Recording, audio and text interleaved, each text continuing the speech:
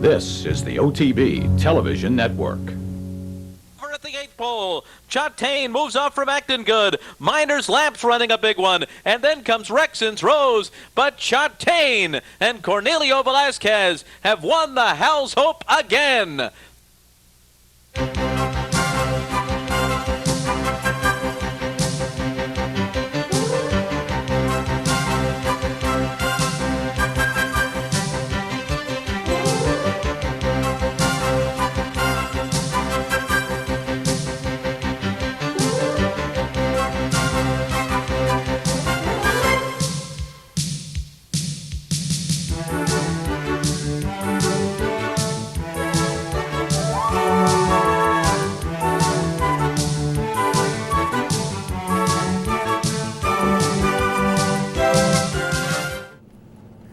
Good morning, everyone, and welcome to Down the Stretch. Along with my colleague Mike VIETCH, the racing columnist with the Saratogian, I'm Mark CUSANO, welcoming you to this morning's program, our second show of the new year, and over the next 60 minutes, well, in our topical discussion period, we'll get things kicked off with an update on where we stand with the franchise renewal issue. Our feature race from the week past, we'll take a look back at a repeat in the Hell's Hope.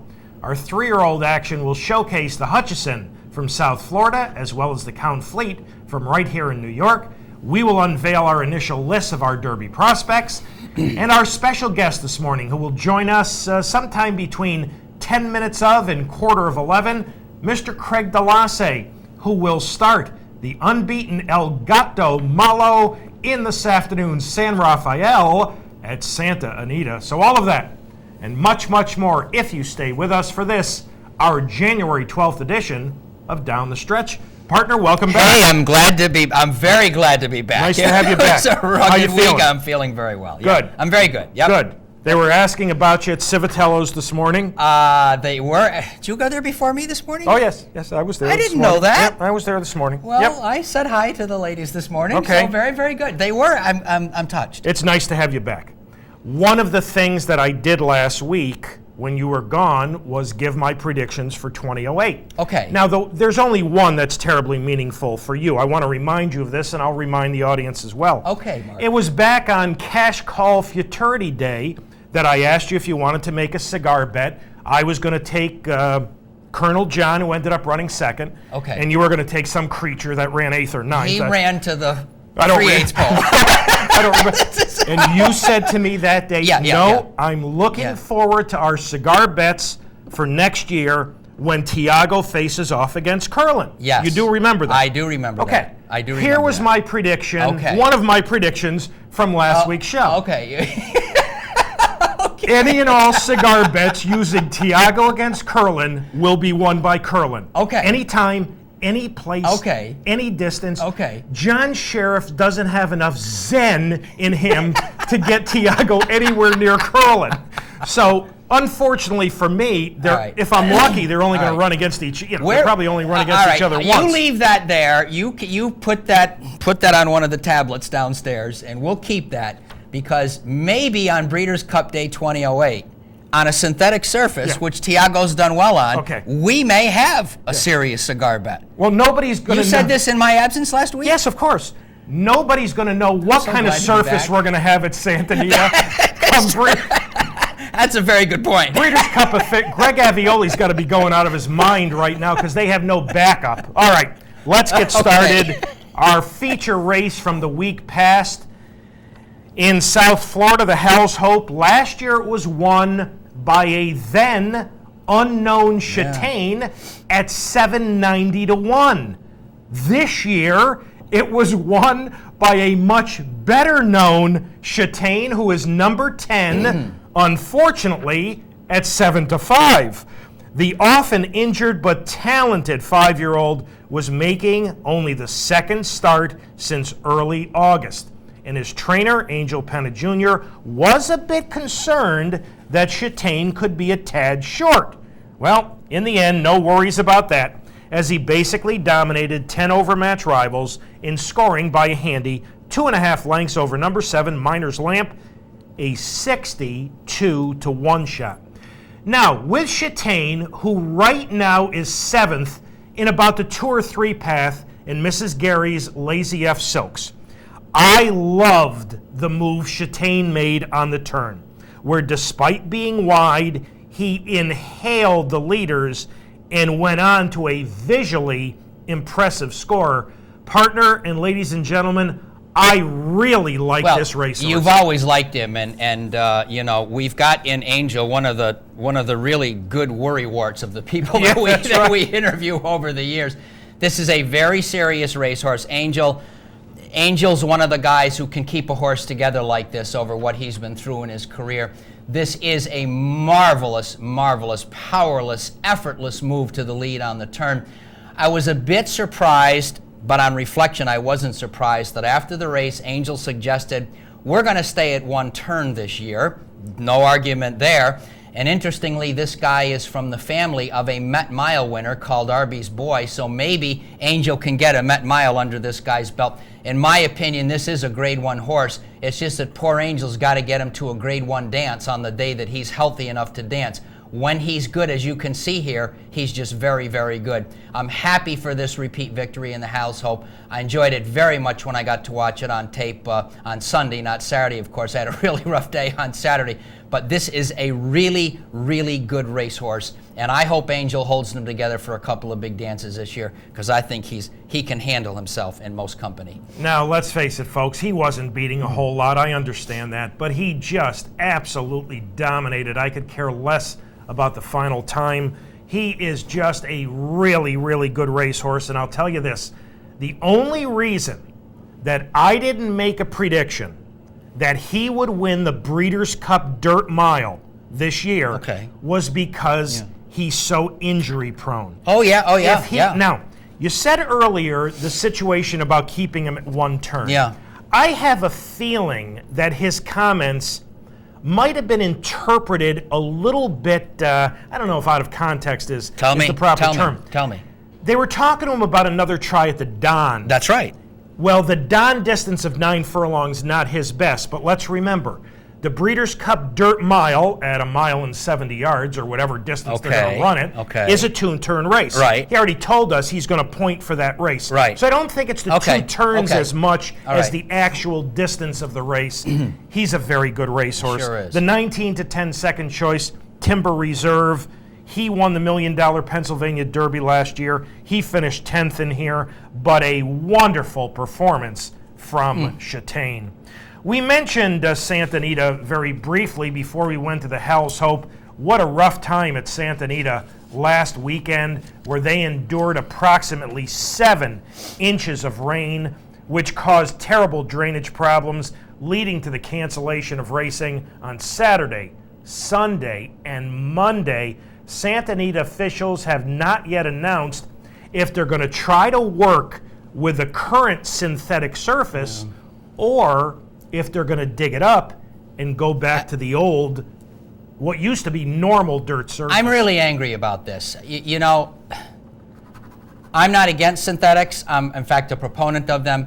But I saw red 2 years ago when the California Horse Racing Board mandated that these major tracks put these surfaces in. I'm very angry about such mandates. It should be left up to the track owners and the track managers.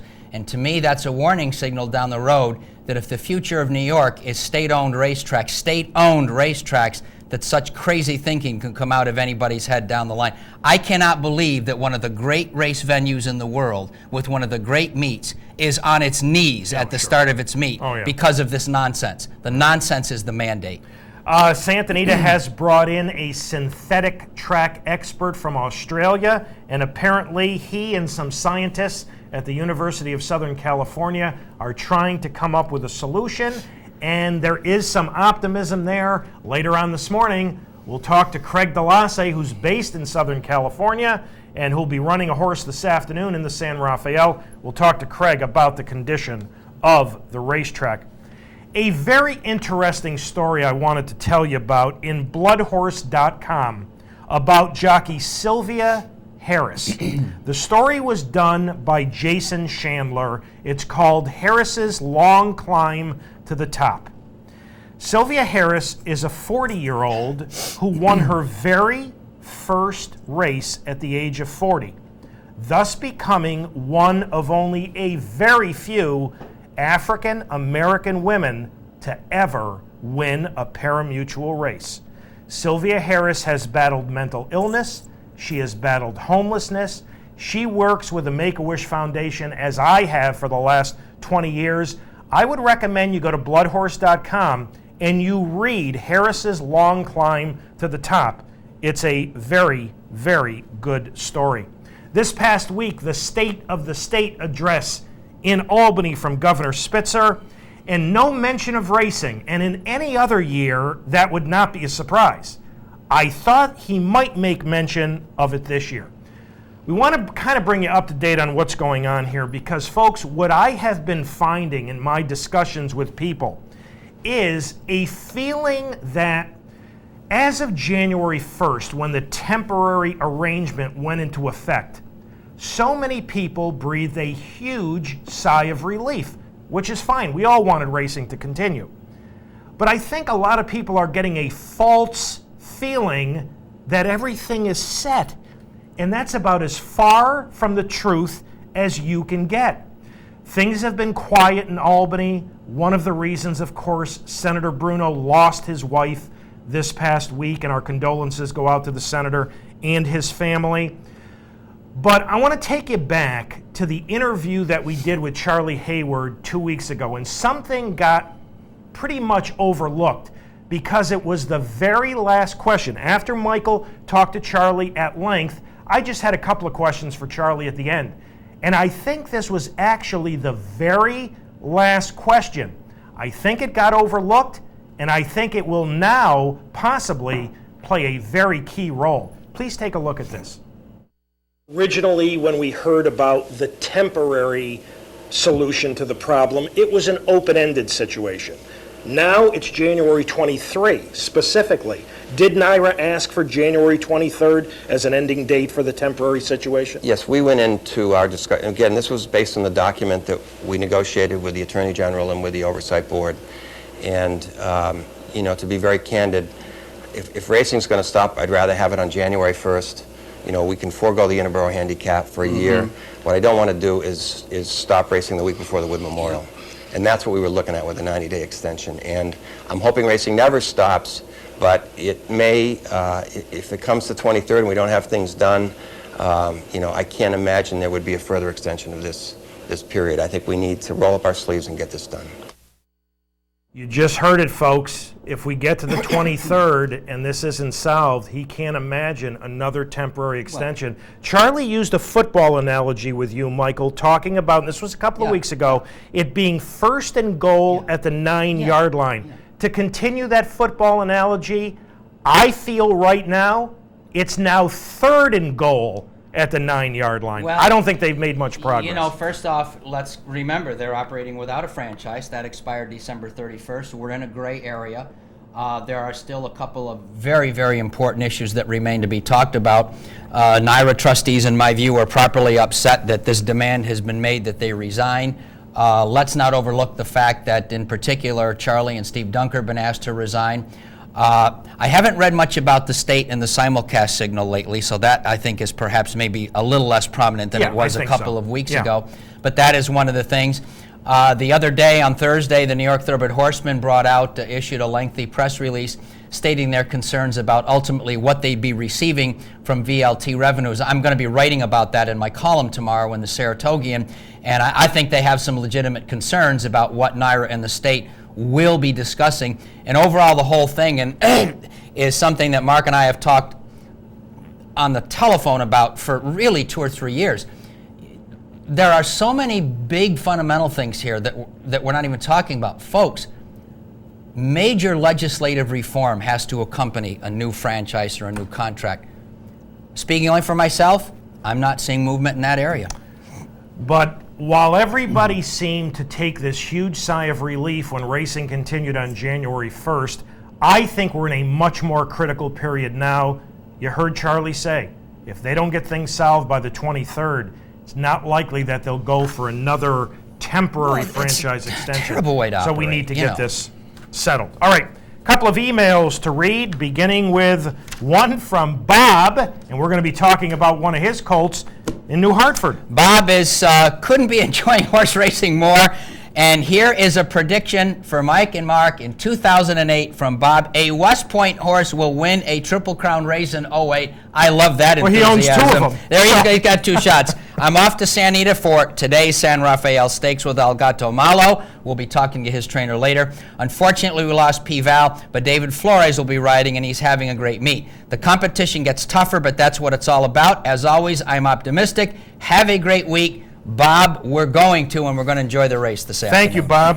From Harrison, gentlemen, thank you for your excellent show, which I have been watching for at least a dozen years. The recent passing of Queena was announced on your show 2 weeks ago, and the following week a viewer asked a question about her. Now I will attempt to keep her name alive for at least another week by posing this matter, which I am hoping you can confirm.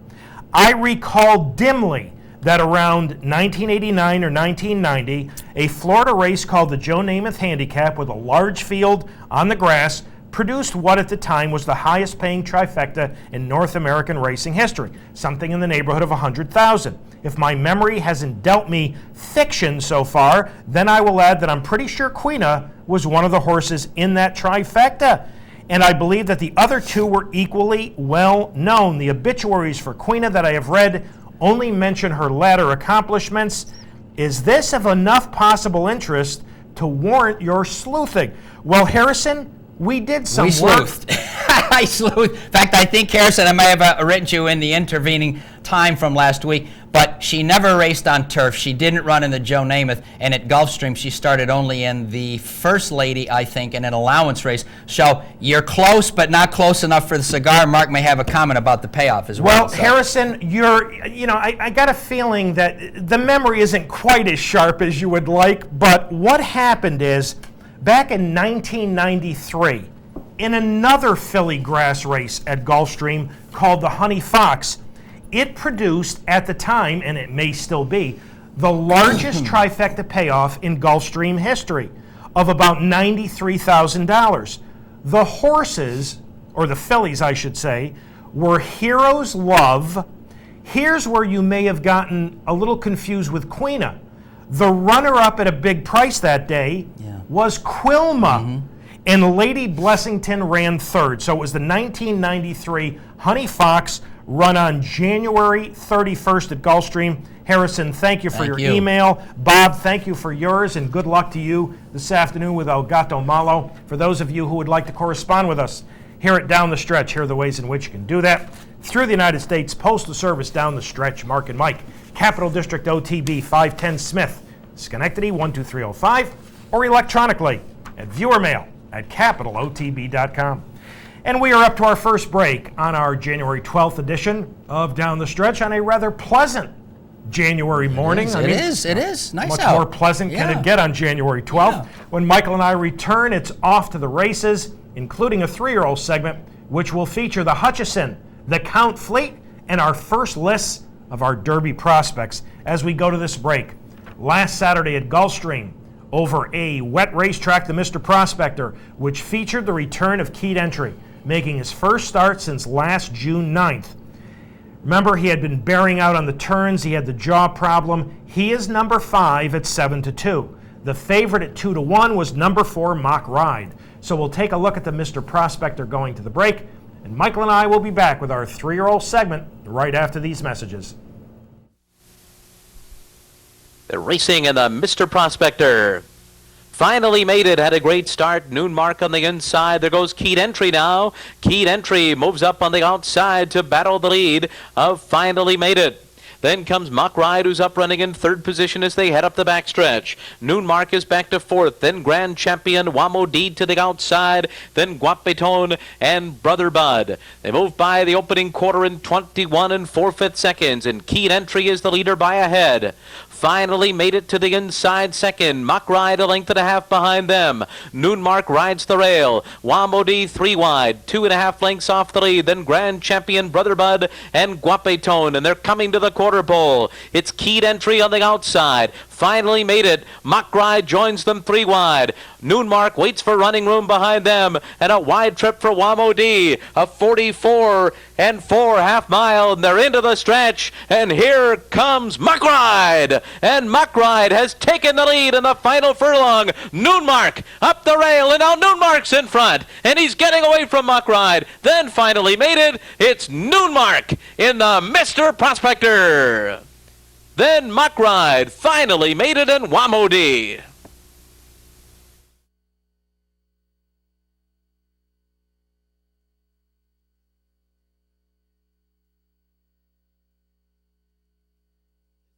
Track Betting Television Network.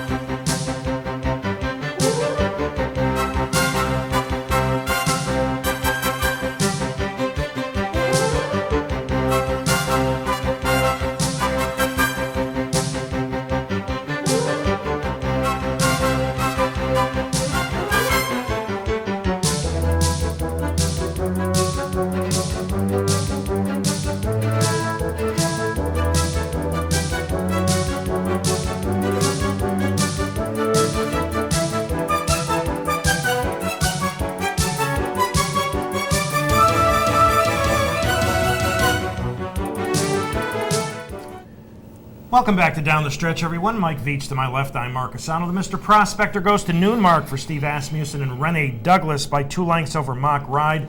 Noonmark had been a major disappointment. He had lost 8 straight races prior to winning his last 2. Keyed entry, last of 8, beaten about 11 lengths. We spoke with his local owner, Don Lucarelli. Edgar Prado, who rode Keyed entry, said he handled the turn fine, but was out of horse. He didn't fire, and Edgar said, when I knew I couldn't get anything, I just wrapped up on him.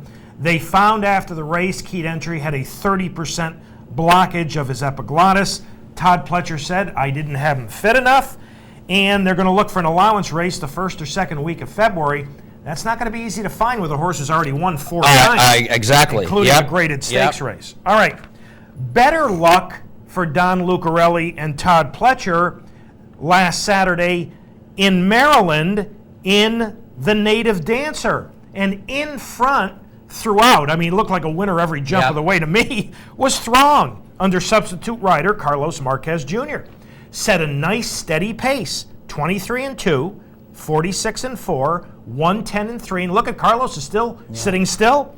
Going to open up in the stretch to win by 4 at 4.5 to 1. I don't think this made up for the disappointment of Keyed entry, but this was a nice performance. My feeling about this was, he picked up a sub-rider when Vogelsanger tested positive that particular day, but I did look at the race, and maybe it's just because of Don and his time with us on the show, but I got to be honest with you, Mark. I thought 5 to 1 was pretty generous in this situation. It was a fair price. I thought he fit this race pretty nicely. He did. So I really did. So, and as Michael mentioned, Carlos Marquez Jr. was subbing for Ryan Vogelsanger, who has been suspended indefinitely because he tested positive for marijuana. All right, let's get our 3-year-old segment kicked off by going to South Florida for the running of the Hutchison over a sealed sloppy track.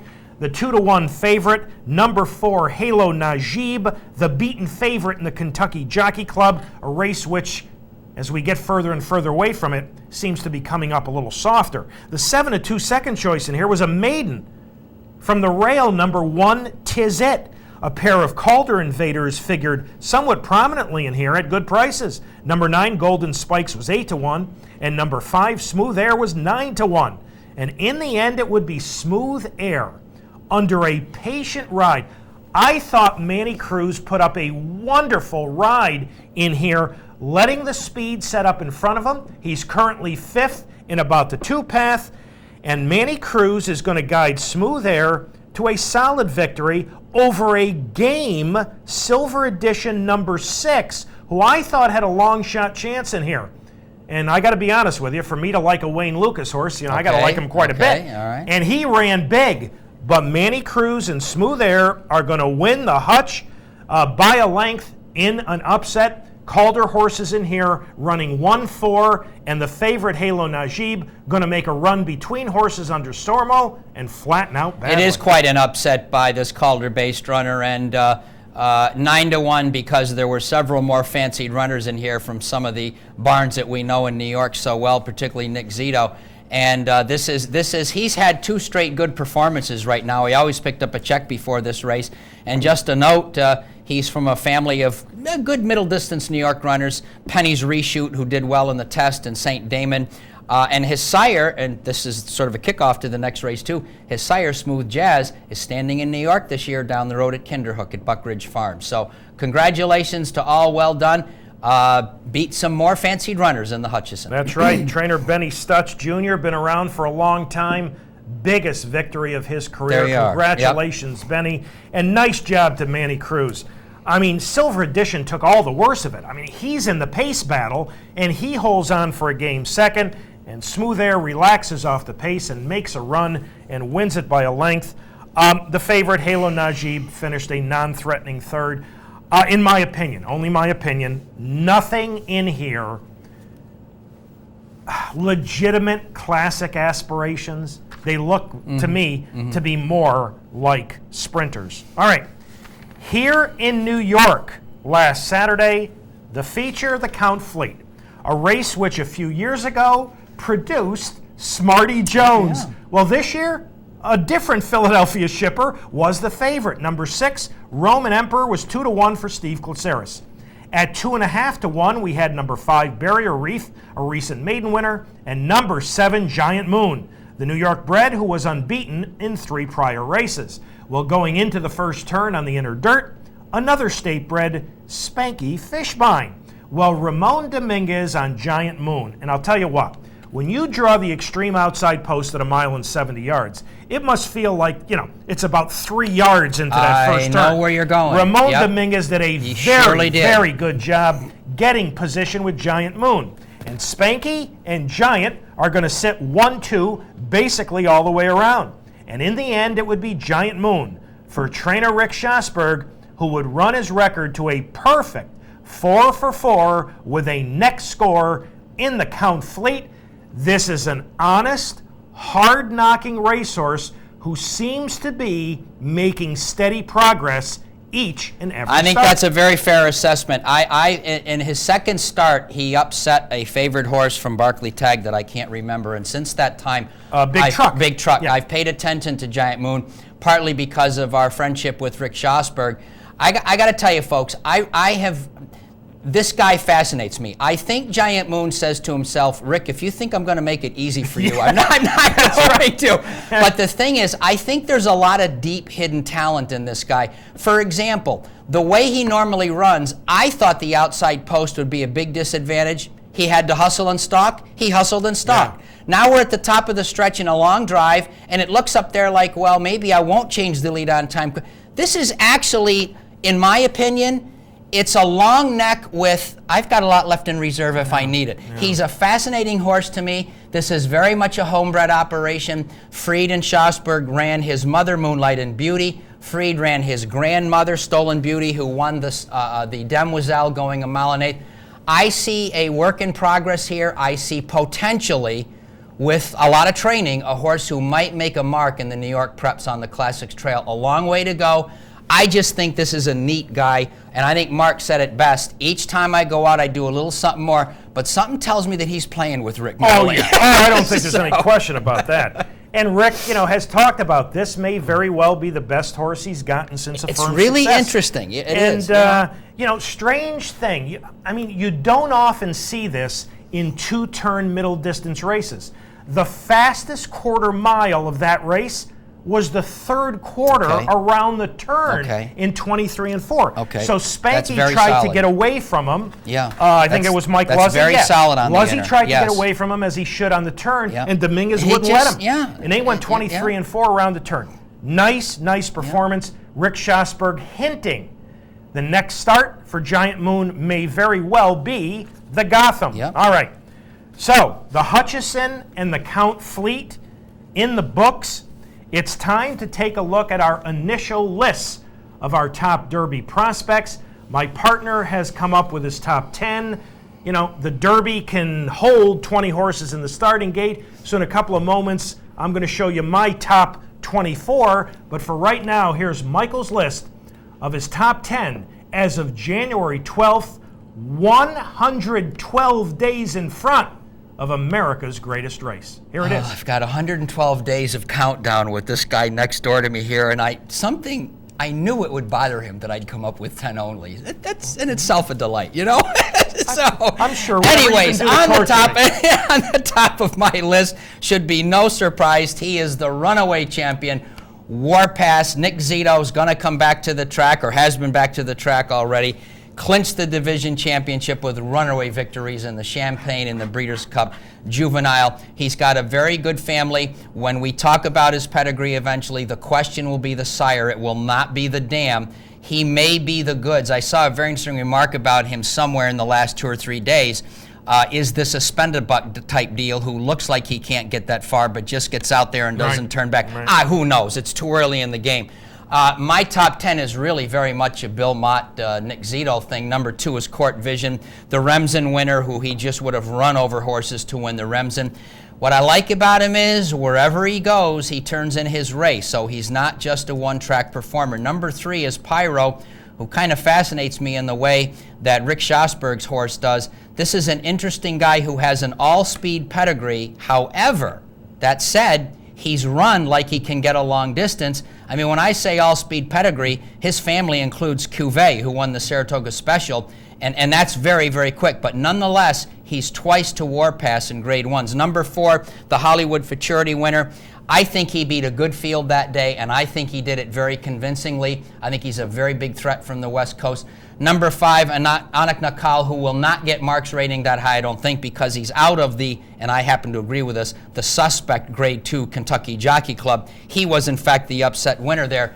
Number 6 is there probably only this time. I felt that I should salute Etched by what I think is a very classy performance in the Nashua. He's gone to Dubai. Karen McLaughlin trained him here. The chances are we may not see him here again, but who knows? I think he's among the top 10 2-year-olds of last year. Number 7 is Tale of a Cotty. I thought his Belmont Futurity victory was extremely impressive for Barclay Tagg. I think he does want to go longer. He descends from a very big family that includes the Alabama winner, Maple Jinsky. Number 8, I'm going to be interested in what Billy Mott does with his hopeful winner. He won the hopeful second time out. Beautiful pedigree, AP Indy from Dream Supreme, who was a Mott performer in the test in the Alabama. I have 2 fillies rounding up my top 10. I remain impressed with Bill Mott's and Zayat Stables Mushka. She's a $1.6 million Fasig-Tipton Saratoga yearling. I thought her race in the Demoiselle was one of the best performances I saw by a 2-year-old all year, and she and number 10 Country Star are both empire makers with fabulous pedigrees. This is a double Grade 1 winner, Country Star, who won the Grade 1 Alcibiades, and I need to rely on you in this because I had a black hole last weekend. Did she win that as a maiden? Yes. Because I think she did. So yeah. She's 2 for 3 with 2 Grade 1s. She won the Hollywood Starlet, if I'm not mistaken. Yes. So there's my top 10. 2 fillies at the end. Mark's going to take you through his top 24 now, because he's that way. A year ago, you were very, very high on No Biz Like Showbiz. Yes, I was. And yes, I was. A bit stubborn through through the 112 days leading up to the Derby. You stuck with No Biz right on through. Okay. We're going to see about Warpass because, as you'll see as we take a look at my list, I'm interested in your list. Listen, I pick Warpass to upset the Champagne, and he did. I loved what Nick Zito did using an allowance race to teach him. My only concern about Warpass is, as a 2-year-old, he was one-dimensional. All right. That's what he was. I want to interject one thing in there, which is why I'm higher on him than I normally would be, and it's not the Nick Zito factor. I watched the Champagne and I watched his Breeders' Cup Juvenile very closely. He is speed. He's power Cherokee speed. Run Yeah. is really there, Yeah. okay? But in my opinion, I saw in both races something that I think is extremely important. I think that Warpass relaxes himself in places in the race.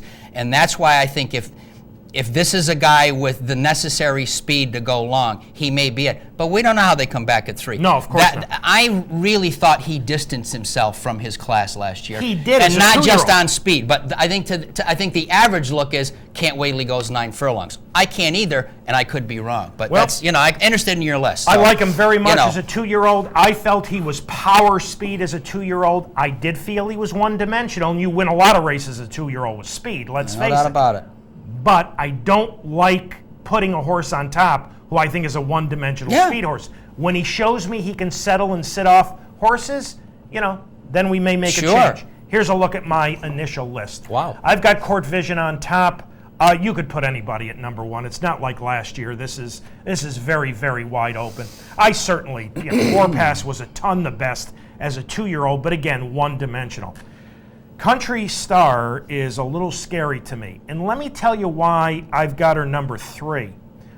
Bobby Frankel, as conservative as you can be, wanting to race his fillies as conservatively as you can to make them broodmare prospects. Oh, yes. Oh, yeah. Has actually talked about the Kentucky Derby. Yeah. When Bobby uses that phrase with a filly, you have to sit up and take notice.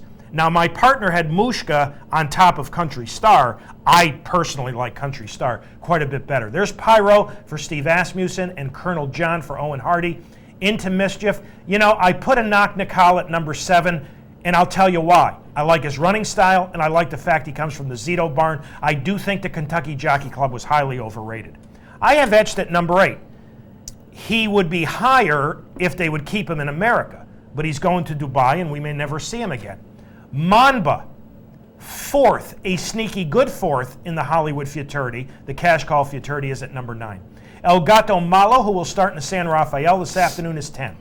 Dick Mandela has his second starter in here, Into Mischief at number 6, and Dixie Chatter at number 11. Massive Drama, who will go in the San Rafael this afternoon as the possible favorite, is number 12. Majestic Warrior. I'm really not sure what to do with him. I mean, he looks so good in the Hopeful and so bad in the Champagne. Atoned, who was second in the Remsen. And there's Mushka, who won the Demoiselle in a much faster time. Cowboy Cal, who's been very, very, very good on the proper surface, will now go back to dirt. And Tale of a Cotty for Barkley, and I agree with my partner. He looked so good in the Belmont Futurity. The Breeders' Cup, I don't think, was a true indication on that horrible racetrack.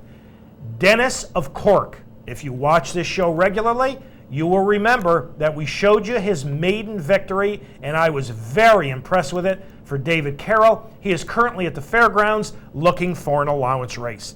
Salute to Sarge is on the West Coast. Macho, again, was a pretty good second behind Monba in a Churchill allowance race in his last start. And Macho, again, will go in today's Risen Star at a very square price. Number 21 from the West Coast is Signature Move, who broke his maiden going 2 turns and then won an entry-level allowance going 2 turns. I like that. At number 22 for Kieran is Lieutenant Ron, who looks so very good winning a sprint at Aqueduct.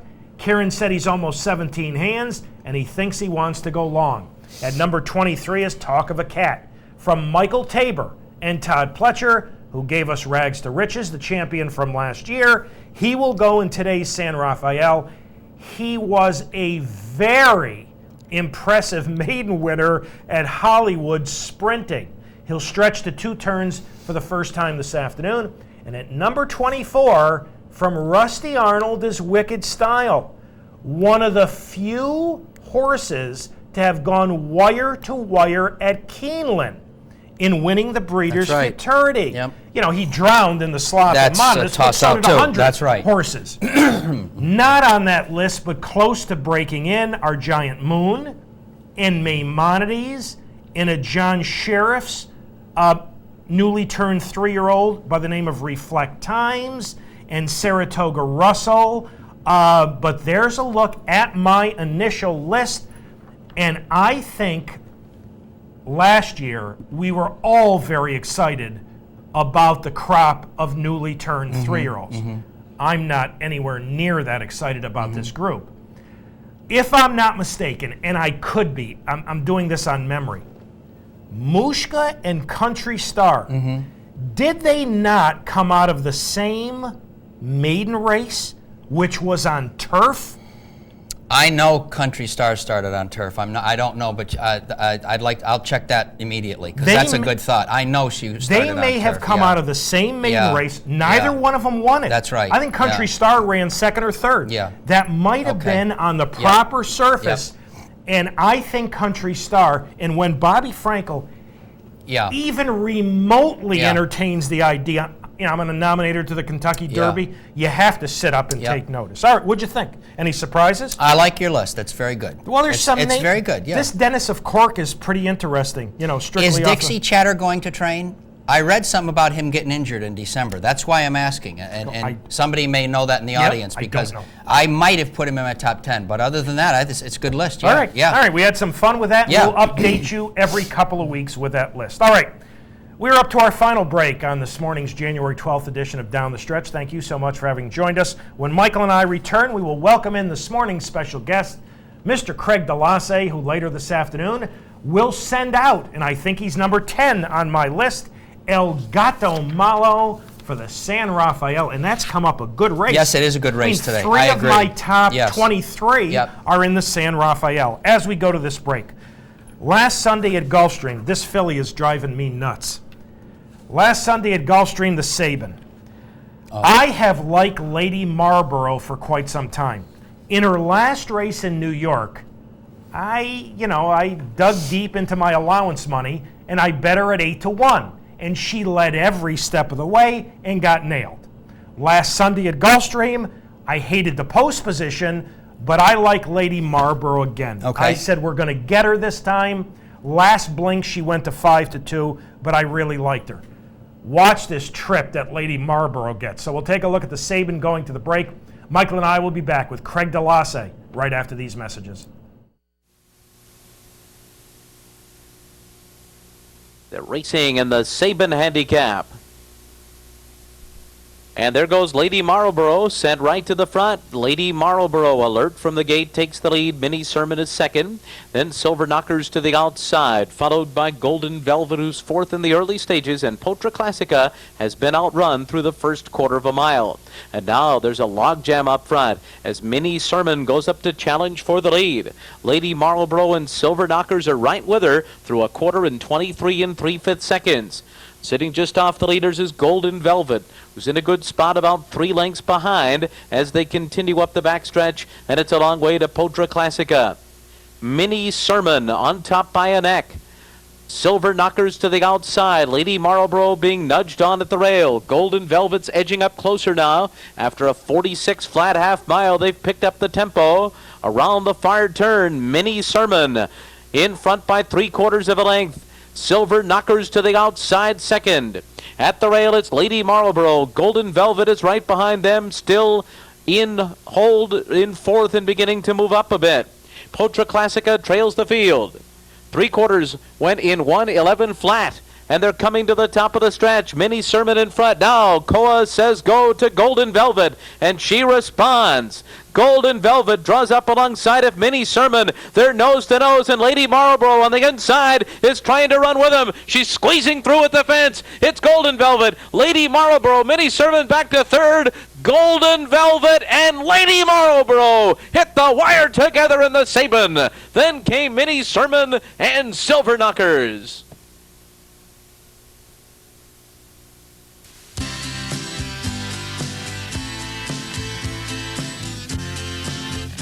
This is the OTB Television Network.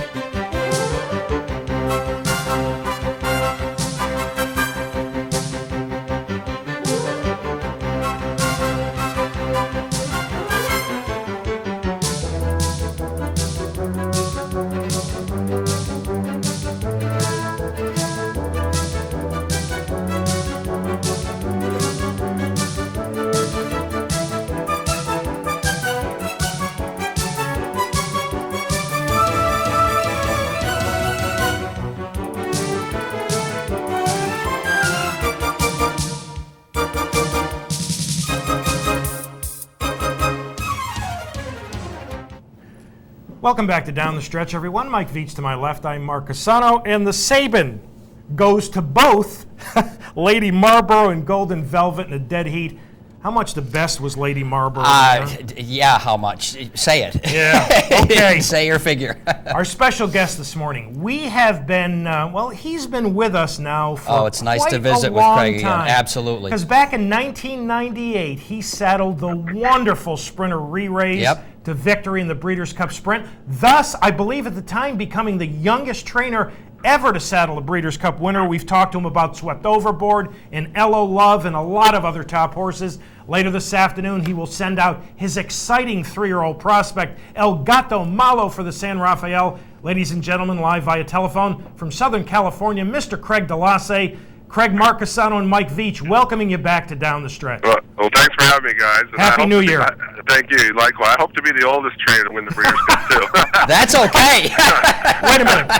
I think what Dad would like to do that as well, though, Craig. Absolutely. Craig, normally my first question to you would be to ask you how your horse is doing, but this morning, I've got to ask you how the racetrack is doing at Santa Anita. What's going on? Yeah, well, I'm here now. It's a beautiful sunny day out here. The track looks in impeccable condition right now, so expect a good day, hopefully, today. And Craig, how is El Gato Malo doing coming up to this afternoon's San Rafael? El Gato Malo is doing just great. Yeah, that last race really did him some good, getting a 2-turn race experience under his belt, and we've thrown a lot at him early on. You know, he's shipped around. This will be his 3rd different racetrack that he's had to race on, but you know, he's taken everything into stride, and he's had some really nice works coming into this race today, and I expect a good effort by him. Craig, I watched his debut, and I'll remind our audience they can watch the California races on calracing.com. Watched his debut, looked like he broke a half a step slow, and then won off by 5.5 in a real nice performance. Craig, when did you realize, or did you know it right from the start, that you had an awfully talented young horse? You know, really, pretty much after having for a couple months in his training, and he did everything so easily, and he's just a pleasure to be around. These kind of go out there and just perform each and every time, and he does it in the morning too. He's a very willing horse in the morning, and he showed me all the signs then, even early on, even before he even started his first race, and he hasn't let us down. P-Val rode him for you the first 2 times, and we know, as troubled as Pat is, he is an outstanding race rider and an awfully good judge of talent. What did Pat Valenzuela say to you, Craig, after that debut win? He just thought he was on something really special, and then to have us win the stake up north, and that was his first stake win back since his suspension, and or his time off, I should say, and he thought he was one of the better horses he's been on. He's been on a lot of good ones over the years, and it's just a shame he's not here today to ride them, but David Flores is a very good rider himself, and I'm sure he'll give him a good ride. Well, Craig, we are taking a look at the Gold Rush Stakes in Northern California. First start around 2 turns, which he appeared to handle very nicely. Talk about this performance, if you would. Yeah, again, that was the reason for doing that. We shipped him up there, and he handled the ship and everything fine. And the whole idea was to get the 2-turn race under him and get him to rate, which he did. He sat in behind horses, and he actually came up on through on the inside. There was a little crease there on the inside, and Pat made his move, and he sustained it and drew off very willingly in the stretch, and got a lot out of the race, and here we are today. Something that, young horses sometimes are intimidated by is racing inside of other horses. But here, Craig, he was on the fence basically the whole way, racing inside of horses, and appeared to be quite comfortable doing it.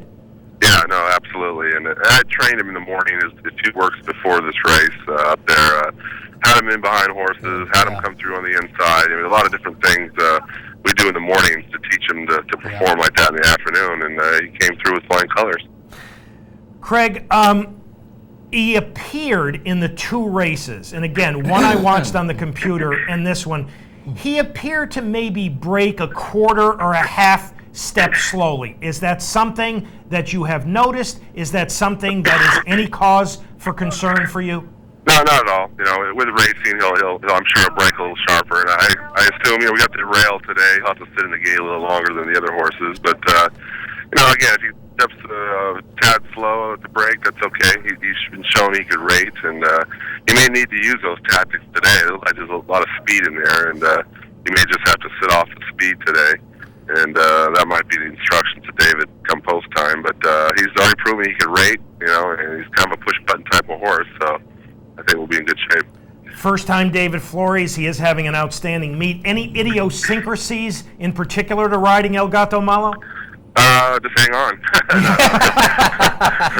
He's a pleasure to ride, and he does everything very easily, and he's pretty straightforward when he's out there on the track, and hopefully that's the case again today. Craig, what have you seen in his training since the Gold Rush coming up to this afternoon, San Rafael? Do you expect him to move forward this afternoon? Well, I expect him to, yeah. And, he's a lot fitter horse. He's got the two-turn experience under his belt over a few of these. And, we're just still moving forward, and this is just another step. And hopefully we can keep him sound and happy. And the sound and happy horse will go a long way. And hopefully that's what we got here. Well, Craig, interestingly, he races for the West Point Syndicate, and one of the syndicate members, Bob, is a regular viewer of our show from New Hartford, so we're going to wish Bob all the best this afternoon. And Craig, I'll have a final couple of questions for you in just a moment, but right now, here's Michael. Craig, Michael VIETCH here. Just a couple of questions, and thanks so much for being with us today. Craig, he got started in November. Any particular reasons for that being his starting date? Early on, he is a gelding, if you've noticed that, and he was a little ornery early on when he was still a colt, and we made a decision to castrate him early on, and really made a big difference in this horse, and just took our time with him. He was probably a little light at first. Now he's matured into a nice racehorse now and filled out well, and again, just timing and everything, and he didn't make 2 starts at 2, so I'm one of those not want to run him too much early on. Get a couple starts in him, get some experience. Now, obviously, 3-year-old year is most important right now, and that's where we're at. Well, man, that sure looked like the right decision, the way he's behaving for you and all of his performances since. And finally, Craig, before I send you back to Mark, if everything goes well today, do you have another start targeted for race number 4 for him? Yeah, I'm one of those kind of trainers to just wait and see, and take one race at a time, and that's what we'll do today. And then we'll all put our heads together, and hopefully it's a good performance today, and he comes out of it fine. All right, Craig. Here's Mark. Craig, finally, you have a runner in this afternoon, San Fernando, by the name of Monterey Jazz, who unfortunately drew just a horrible post position coming off the grass. What are your thoughts on Monterey Jazz? Well, you're right about the post, and I think we're actually going to bypass the race today and look for another spot for him. So it doesn't look like he'll be participating today. Craig, all the best. Thank you so much for having joined us this morning on Down the Stretch. We're really looking forward to El Gato Malo. That's an awfully good early season 3-year-old race with massive drama. Talk of the cat and El Gato Malo. So all the best this afternoon. We hope he runs well for you and comes out of the race well. And we'll be talking with you again very soon. I really appreciate it, guys. Thanks for having me. Take care, Craig DOLLASE, ladies and gentlemen. And that is a very good race. That's a early good January race. Wow. Race. Couple of things, just news notes and a look at some of the stakes races this weekend. Rags to riches. Yeah, my equine girlfriend, and I have to put equine in there, just in case my wife is listening. My equine girlfriend, she is back in light training at Palm Meadows in Florida. She appears to be good. Todd Pletcher has said she's not likely to start before May 1st. So, give everybody else a chance to win some races. They didn't come back on May 1st. Highlights of the year if she comes back. Good. Yes. And Curlin, who will be the 2007 Horse of the Year, did work a very easy half-mile last Sunday at the fairgrounds.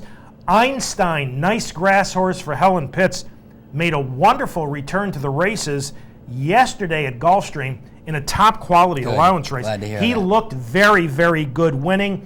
And Chaloki, who was an up-and-coming 3-year-old last year for Michael Matz. Remember, he won a stakes race on the Preakness undercard, but he would always, he always had injuries. He is now back in training in South Florida as well. Roy and Gretchen Jackson have purchased the very nice Turf Filly Precious Kitten, and she will be running again this year. Now, this is a pretty good weekend of stakes action from coast to coast. This afternoon in Southern California, the San Rafael with El Gato Malo, Talk of a Cat and Massive Drama, as well as the San Fernando and the return of the horse who got within 5.5 lengths of rags to riches in the Belmont Stakes, Tiago. Would you acknowledge that every now and then I'm a fairly good long shot picker? Every now and then. Okay. Yes. Yes. I'm really getting excited about this horse at 4. Just letting you know, okay? Okay. So we may have something going on at the end of this year. Listen, if you notice... You don't give John enough credit. If you notice that prediction, Yeah. if they race against each other enough, they which is will. not going to happen. They will. Or They will. if we bet enough cigars every time they race, I could win a humidor. Full of cigars. What do you think about Tiago? This is, what is it, a mile and a 16th? Not long enough, this is a prep.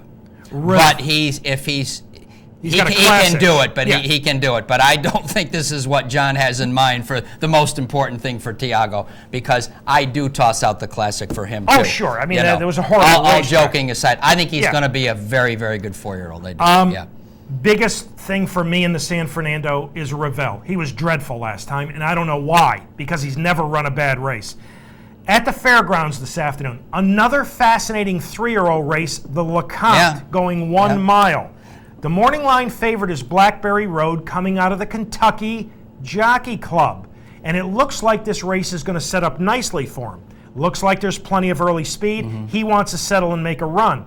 If I'm right about the Kentucky Jockey Club being a bit weak, I think he's beatable. And of course, I'm looking at Macho again, who was on my list. I thought his runner-up finish to Monba in that Churchill allowance was a pretty solid effort. And a terrific feature at Gulfstream, the old hat for 3-year-old fillies. And I mean, this is a wonderful betting race.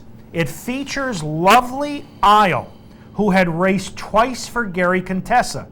The last time she ran, she won by 16.5, earning a buyer speed figure of 101, which towers over this field. I personally think this race is pretty competitive and is a terrific betting event.